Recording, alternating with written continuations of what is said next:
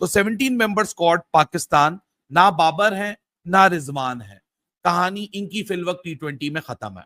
बाहर निकाला गया है इसलिए कि वो स्लो खेलते हैं, रिजवान को बाहर निकाला गया इसलिए कि वो स्लो खेलते हैं। स्क्वाड है वो अनाउंस कर दिया गया है। इसमें सबसे बड़ी बात यह है कि न बूबी है न रिजवी है। तजुर्बाकार बाबर आजम को कि जिन्हें मौका फराम किया गया था कि वो परफॉर्मेंस दें वेस्ट इंडीज़ में, उनको पाकिस्तान के स्क्वाड का हिस्सा नहीं बनाया गया है और उनके साथ साथ मोहम्मद रिजवान भी पाकिस्तान के 17 रुकनी स्क्वाड में शामिल नहीं है। बाबर आजम को टेस्ट टीम से ड्रॉप किया गया था और अब एशिया कप की जो टीम है ना उसमें बाबर आजम का हो गया दोस्तों सफाया। बाबर आजम को ड्रॉप कर दिया गया है, मोहम्मद रिजवान को भी ड्रॉप कर दिया गया है। तो आपको हरी लिपस्टिक में अब कोई खिलाड़ी नजर नहीं आने वाला है विकेट के पीछे, और जो बॉब्जी द किंग थे वो भी नहीं खेल पाएंगे। तो नहीं, वापसी किस तरह हो सकती है? इतनी मुश्किल से तो जो है ना आपने जान छुड़ाई है उन प्लेयर से। अब आप देखें साहिबजादा फरहान है, वो 28 बॉलों में 50 कर रहा है और बाबर आजम जो है 44 बॉलों में 50 रख रहा है, तो उसका 50 अच्छा हुआ। बाबर आजम और मोहम्मद रिजवान का 128 130 का स्ट्राइक रेट काबिल कबूल नहीं है, तो 115 के स्ट्राइक रेट से खेलने वाला सलमान अली आगा काबिल कबूल कैसे हो सकता है? 104 के स्ट्राइक रेट से आखिरी 2 सीरीज में रन करने वाला मोहम्मद हारिस कैसे काबिल कबूल है? तो ये सवालात हैं जो है ना, वो इनको नहीं आने देगा। तो आई वाज लाइक फिर मेरे जहन में अचानक से आया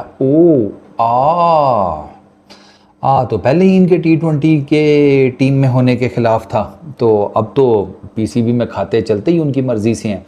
अल्लाह करे कि इंडिया मना कर दे खेलने से पाकिस्तान को, वरना जो पाकिस्तान इंडिया के मैचेस है एशिया कप में उसमें वो हाल करेगा इंडिया पाकिस्तान का कि मतलब आप किसी की सोच भी नहीं है वगैरह वगैरह करके बहुत सारी बातें अब चल रही है। अब बहुत सारा एंटी बाबर जो है वेनम निकाला जा रहा है after the West Indies tour. जब मुझे ये कह के बाहर निकाला जाएगा कि मैंने पहले 6 ओवरों का फायदा नहीं उठा रहा, 6 से 13 ओवर्स का फायदा नहीं उठा रहा, इसका ये मतलब है that if I have to come back in the side I have to rectify those mistakes and make sure I change my game. लेकिन हमें इन दोनों प्लेयर्स की तरफ से एक भी इनिंग, छोड़िए आप 10 मैच गुजरने वाले हैं, एक भी इनिंग उस तरह के इंटेंट से नजर नहीं आई जिस तरह they are willing to admit that we are lacking behind and if we want to come back in the side we have to play in the certain manner. No, they have not. So I think the decision has been made already by the Pakistan selectors as far as my knowledge is concerned. And तो इनकी वापसी आप नहीं देख रहे? नहीं, वापसी किस तरह हो सकती है? इतनी मुश्किल से तो जो है ना आपने जान छुड़ाई है उन प्लेयर से। भाई वो जो है ODI की बेस के ऊपर इनको T20I के अंदर डाल दिया जाएगा, वापस आ रहे हैं टीम के अंदर। उन्होंने भी कसम खाई हुई होती है कि कोई भी छोटे से भी चांसेस अगर उनके बने तो उसको जमा करके ना माचिस से आग लगा देंगे, बिल्कुल नहीं आएंगे। रेफरेंसेस की बेस पे अगर आना हो तो फिर हम जोर लगाएंगे, अदरवाइज परफॉर्मेंस की बेस पे नहीं। थोड़ा बहुत चांस था, हम कह रहे थे कि ODI के अंदर कोई 100 की स्ट्राइक रेट पे भी अगर कर लें, ODI है 110 भी हो तो बहुत ही बेहतर है। तो फिर भी लोग कहेंगे कि यार ODI के अंदर अगर इस किस्म की तेज़ तरीन खेल सकते हैं तो T20I के अंदर भी खेल लेंगे। अगलों ने स्ट्राइक रेट भी मेरे ख्याल में कुछ 70 से ऊपर नहीं आने दी, और स्ट्राइक रेट तो दूर की बात है, अगलों ने रन्स भी बनाने का कष्ट नहीं किया। तो खैर उनको बाहर कर दिया। दोस्तों पाकिस्तान ने एशिया कप के लिए अपनी टीम का ऐलान कर दिया, मगर दोस्तों पाकिस्तान का किंग कहे जाने वाला बाबर आजम और मौलवी द रिजवान को इस टीम में नहीं लिया गया। इस पर पाकिस्तान में घमासान मचा हुआ है और दोस्तों पाकिस्तानी मीडिया इन दोनों को लेकर आगे क्या रिएक्शन दे रही है, चलो देखते हैं। अब आप देखें साहिबजादा फरहान है, वो 28 बॉलों में 50 कर रहा है और बाबर आजम जो है 44 बॉलों में 50 रख रहा है, तो उसका 50 अच्छा हुआ? आप बताइए। नहीं, और हारिस जो है वो जो है ना 27 बॉलों में 50 कर रहा है और रिजवान जो है 43 बॉलों 43 बॉल्स पे 50 कर रहा है, तो किसका 50 अच्छा हुआ? हारिस। फिर फखर जमान जो है वो 30 बॉलों में 50 कर रहा है और ये आपके जो 2 निकाले ये 45 बॉलों पे कर रहे हैं, तो किसका फखर का अच्छा हुआ? फिर हसन नवाज ने सेंचुरी की है, फिर आपके यासिर, ये प्लेयर्स अब आपके पास आ चुके हैं जो इनकी जगह जहां पे ये T20 क्रिकेट खेल सकते थे और जितना भी खेल सकते थे इन्होंने खेल ली। इसके अब इस नंबर के पास आपके 6 से 7 प्लेयर आके खड़े हो चुके हैं। रिजवान कोई हेडलाइन नहीं है, लेकिन वो हेडलाइन क्योंकि नाम बड़ा है इस वजह से हेडलाइन बनेगी उसके ऊपर, लेकिन ये कोई सरप्राइज नहीं है कि बाबर रिजवान नहीं है। It was always on the cards. ये तो बाहर PR वाले चला रहे थे, पागल बना रहे थे लोगों को कि देखो देखो बाबर रिजवान आ जाएंगे।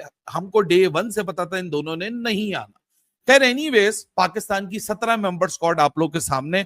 सलमान अली आगा कप्तान, Abrar Ahmed, Faheem Ashraf, Fakhar Zaman, Haris Rauf, Hasan Ali, Hasan Nawaz, Hussain Talat, Khushdil Shah, Mohammad Haris the wicket keeper. Haris, वो एक जर्नलिस्ट है, वो बता रहे थे कि हारिस, माइक हेसन जो है वो हारिस से नाराज हो गया, उसने मैसेज भेज दिया है मोहम्मद रिजवान को, तुम पैड करके तैयार हो जाओ, एशिया कप में आओगे। झूठ बोलते हैं एक दूसरे से, पागल बनाते हैं। ये जो फैंस का डिवाइड क्रिएट किया पाकिस्तान क्रिकेट में, सबसे बड़ा हाथ इन लोगों का है। खैर एनीवेज, मोहम्मद हारिस, मोहम्मद नवाज, मोहम्मद वसीम जूनियर, साहिबजादा फरहान, साइम अयूब, सलमान मिर्जा, शाहीन शाह अफरीदी, सुफियान मुकीम, ना नसीम शाह इसमें आपको नजर आ रहे हैं। वसीम जूनियर की आपको वापसी नजर आ रही है, जो कि मैं जाती तौर पे समझता हूं एक बड़ी जबरदस्त डिसीजन है।